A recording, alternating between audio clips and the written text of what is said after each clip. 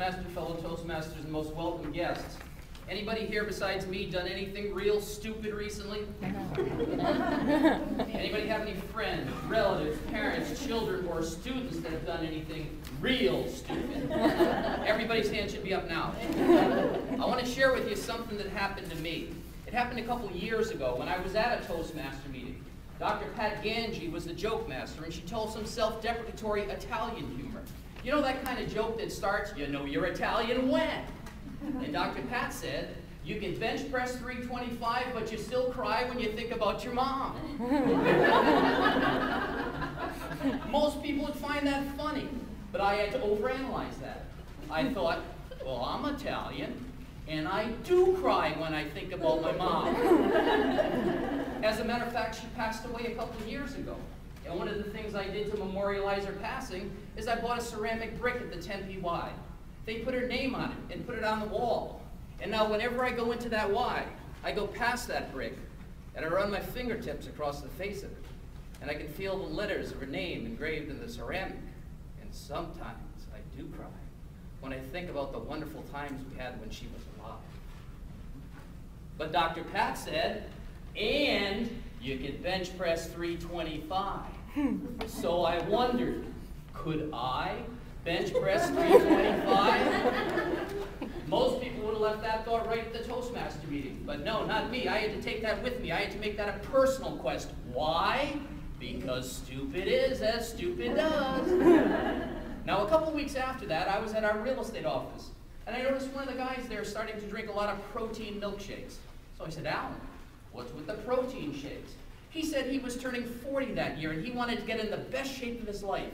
Alan's goal was to bench press 300 pounds because he said Tiger Woods could. Alan had a workout plan, a strength coach. I said, Alan, just out of curiosity, how much do you weigh? He said 185. I said, you weigh 185. You're going to bench press 300 pounds? I said, I've got some motivation for you. I've got a $100 bet that says you can't bench press 300 pounds in the next 30 days. He looked me in the eye. We shook. We had a bet. You know when he looked me in the eye? He had that eye of a tiger. And when you get to be middle-aged, you should lose that eye. Because a week later, he walked back in our real estate office, and this time his right arm was in a sling. I said, Alan, what happened? He said he was lifting too much weight, and he ripped his shoulder muscles. I said, Alan, that's too bad.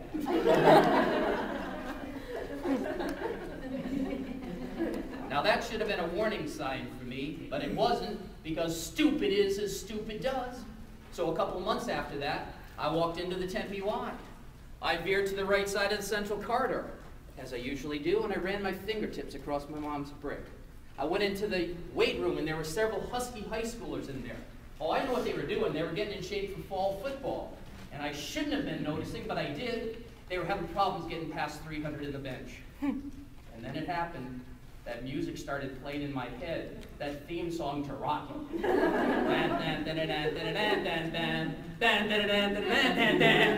Yo, Rocky. Hey, Paulie. Yo, Adrian. How's Cuff and Link? I can lift heavy things too. Why, I thought those boys might need a muscular mentor. I thought they might want a middle-aged role model. So I started piling plates on the bar. And even before I got to that impressive array of 45-pound plates, something ripped in my shoulder. The bar came down on my chest and pinned me to the bench. Of course I didn't have a spotter, because Rocky didn't need a spotter. All I could do was lay there like a turtle on my back, lift my head and say, hey guys, could you give me a hand here? They lifted the weight off my chest. My shoulder was on fire. I went home, packed it in ice. The next day I went to see an orthopedic surgeon. He did an examination and said, you're going to need an MRI. Are you claustrophobic? I said, of course not. The next day, the MRI people called to confirm that appointment. They asked that same question, are you claustrophobic? I said, no way. The next day I went in to have the MRI done. I did the necessary insurance paperwork, and she asked again, are you claustrophobic? I said, well, I don't think so. I went back to where the MRI machines were, and I heard a loud banging sound. Kabong, kabong, kabong.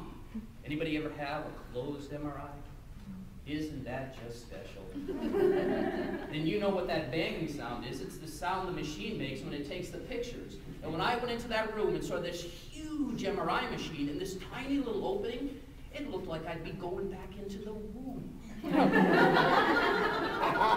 when I lay down on that platform and it slowly squeezed me in, I thought it'd be better to close my eyes. And as soon as I did, I started thinking about death.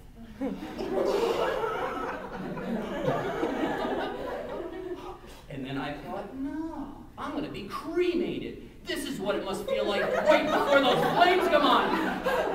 The technician came on the headset and said, Mr. Pastore, if you don't quit hyperventilating, we're going to reschedule this appointment.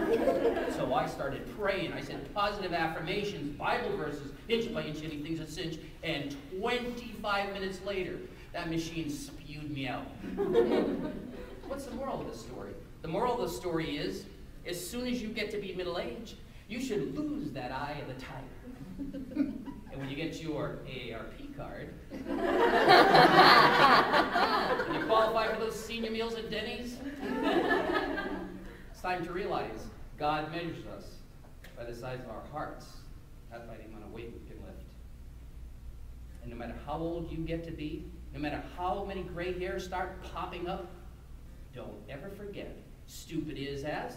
Stupid as. Adam Toastmasters.